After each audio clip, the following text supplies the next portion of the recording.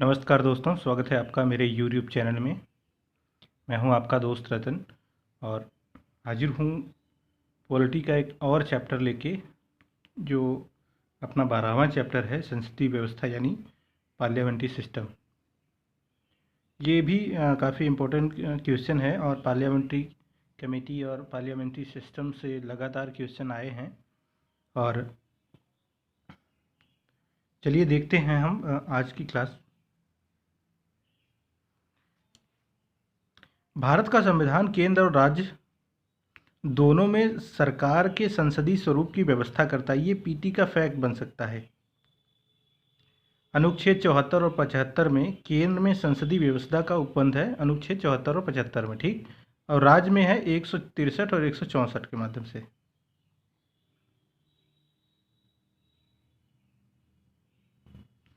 यहाँ सरकार की संसदीय व्यवस्था वह व्यवस्था है जिसमें कार्यपालिका अपनी नीतियों एवं कार्यों के लिए विधायिका के प्रति जो है उत्तरदायी होती है। ये भी पीटी में फैक्ट बना सकता है, जो है कार्यपालिका, न्यायपालिका, विधायिका किसके प्रति उत्तरदायी हैं, इनका क्या जो है उत्तरदायित्व है। तो इस तरीके से जो है बनेगा। सॉरी, नीचे देखेंगे आप तो यहाँ पे संसदीय सरकार को उत्तरदायी सरकार के रूप में भी जाना जाता है, क्योंकि इसमें कैबिनेट यानी जो वास्तविक कार्यकारिणी होती है संसद के प्रति जो है वो उत्तरदायी होती है। ठीक है, इसका कार्यकाल तब तक चलता है जब तक संसद का विश्वास प्राप्त होता है। अब संसदीय सरकार की कुछ विशेषताएं होती हैं। इसमें मेंस में आप जो है आपको दे देगा कि आप जो है यूरोप की किसी कंट्री, जर्मनी की या जो है फ्रांस की या जो है ब्रिटिश सरकार की जो है एक संसदीय विशेषता दे देगी, और जो है भारत की संसदीय विशेषताओं पर आपको जो है वो अंतर स्पष्ट करना है, विशेषताएं बतानी है। ठीक है, कंपेयर करने के लिए यूपीएससी के मेंस में क्वेश्चन पूछा है इस तरीके से। ठीक है, और ये प्री का भी फैक्ट बन सकता है, तो इसमें मैं बताऊंगा कि प्री का क्या क्या अभी जो है क्वेश्चन आया है और किस तरीके से बनता है। इसमें नामिक और वास्तविक कार्यपालिका। अब राष्ट्रपति जो होता है वो नामित कार्यपालिका होता है, यानी विधित अधिकारी होता है, इसके पास बहुत ज़्यादा जो है वास्तविक पावर नहीं होता है। जबकि प्रधानमंत्री जो है ये वास्तविक कार्यकारी है। इस प्रकार राष्ट्रपति राज्य का मुखिया जो है नामिक होता है, जबकि प्रधानमंत्री सरकार का मुखिया होता है। ठीक है, इसमें इस तरीके से क्वेश्चन आएगा कि राष्ट्रपति जो है वो वास्तविक कार्यकारी है और प्रधानमंत्री जो है वो नामिक कार्यकारी है। तो स्टेटमेंट बदल दिया जाएगा आपका। तो आप अगर इसको पढ़े रहेंगे तो आपको समझ में आएगा कि हाँ, राष्ट्रपति जो है वो एक संवैधानिक प्रमुख हैं, ठीक है, विधिक कार्यकारी हैं, जबकि प्रधानमंत्री जो होते हैं वो लोगों के द्वारा चुने जाते हैं। अनुच्छेद 74 के जो है तहत उनकी जो है राष्ट्रपति उनको शपथ दिलवाते हैं, तो उनके पास जो है वास्तविक शक्तियां होती हैं काम करने की। ठीक है,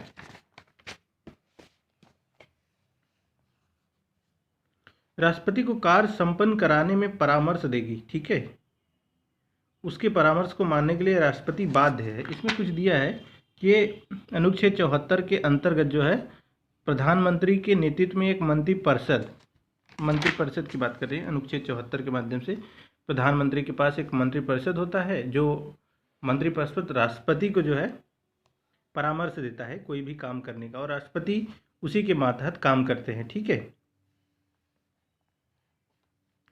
अब बहुमत प्राप्त दल का शासन जिस राजनीतिक दल को, अब ये भी जो है बहुत ज़्यादा इंपॉर्टेंट नहीं है, इसको आप देख लीजिएगा, नीचे इंपॉर्टेंट है। ये जो सामूहिक उत्तरदायित्व वाला है, इससे पीटी का फैक्ट बन सकता है। यह संसदीय सरकार का विशिष्ट सिद्धांत है। मंत्रियों का संसद के प्रति सामूहिक उत्तरदायित्व होता है और विशेषकर लोकसभा के प्रति। ठीक है, अनुच्छेद 75 में।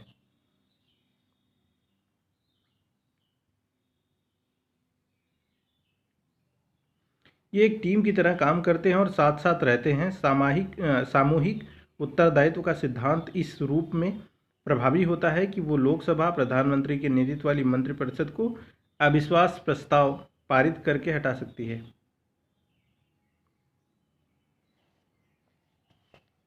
इसमें भी आप देख लीजिए, राजनीति की एकरूपता, दोहरी सदस्यता, प्रधानमंत्री का नेतृत्व, और निचले सदन का विघटन। ठीक है, इसमें आप देख लीजिएगा, बहुत ज़्यादा इम्पोर्टेंट नहीं है।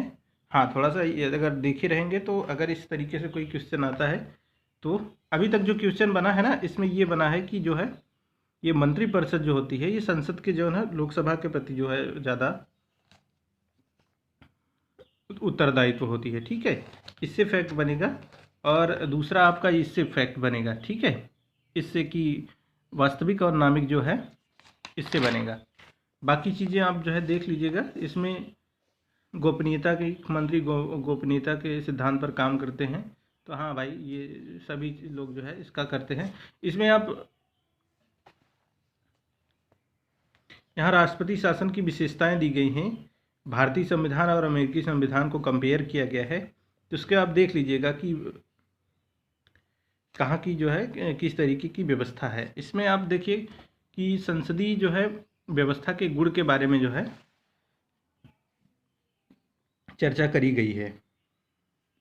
इसमें विधायिका और कार्यपालिका के मध्य किस तरीके से सामंजस्य जो है रहे, ताकि वो काम कर पाएँ आसानी से। उत्तरदायी सरकार और निरंकुशता पर प्रतिषेध, वैकल्पिक सरकार की व्यवस्था, व्यापक प्रतिनिधित्व। इसमें ये मेंस के लिए है, आप देख लीजिएगा। ये प्री की रैपिड सीरीज चल रही है जिसमें हम मेंस का बहुत ज़्यादा डिस्कस नहीं करेंगे, लेकिन हाँ जो इम्पोर्टेंट होगा मेंस के लिए वो हम आपको बताते चलेंगे। ठीक है,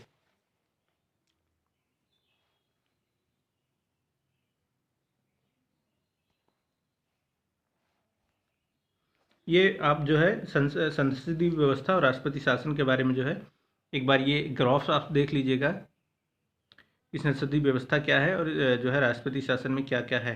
देखिए, संसदीय व्यवस्था में दोहरी कार्यकारिणी होती है, बहुमत के दल का शासन होता है, सामूहिक उत्तरदायित्व होता है, राजनीतिक एकरूपता, दोहरी सदस्यता, प्रधानमंत्री का नेतृत्व और निचले सदन का विघटन होता है और शक्तियों का सम्मिश्रण होता है। ठीक है, अब यहाँ आप देखेंगे राष्ट्रपति शासन की व्यवस्था में इसमें एकल कार्यकारिणी होती है। ठीक है, राष्ट्रपति शासन में क्या होता है, एकल कार्यकारिणी होती है। राष्ट्रपति या विधायिका का पृथक रूप से निश्चित अवधि के लिए निर्वाचन होता है। उत्तरदायित्व का अभाव होता है। ठीक है, राजनीतिक एकरूपता नहीं रहती है, एकल सदस्यता रहती है, राष्ट्रपति का नियंत्रण रहता है और निचला सदन का जो है विघटन न होना, शक्तियों का विभेद रहता है। ठीक है, और गुण दोष नीचे और भी दिए हैं कि आप जो है पढ़ लीजिएगा कि इसमें क्या क्या चीज़ें हैं। बाकी इसमें जो इम्पोर्टेंट दो ही था ये आप जो है याद रखिएगा।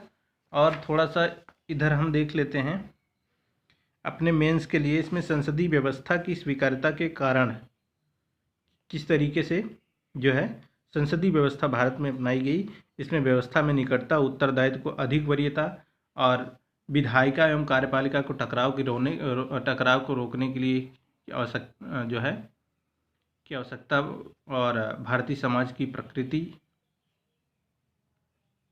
और इसमें देखिए लिखा गया है, ये थोड़ा इम्पोर्टेंट है कि भारत विश्व में सर्वाधिक मिश्रित राज्य एवं सर्वाधिक जटिल समाज वाला है। इस तरह संविधान निर्माताओं ने संसदीय व्यवस्था को अपनाया ताकि सरकार में विभिन्न वर्गों क्षेत्रों के लोगों के हित में बहुत अवसर सुलभ हों और राष्ट्रीय भावना को लोगों के बीच बढ़ाते हुए अखंड भारत का निर्माण हो सके। ये भी मेंस के लिए देखिए इम्पोर्टेंट है।